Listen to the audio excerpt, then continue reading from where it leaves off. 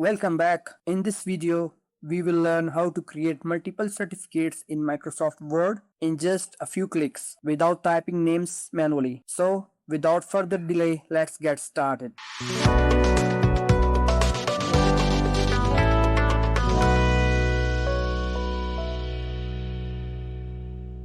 First of all, open Microsoft Word. Now design your certificate layout.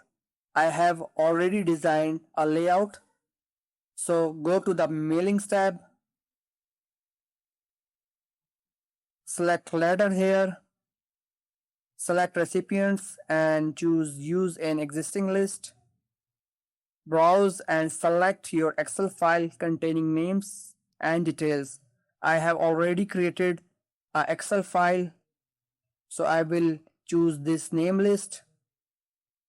Open. Select the correct worksheet and click OK.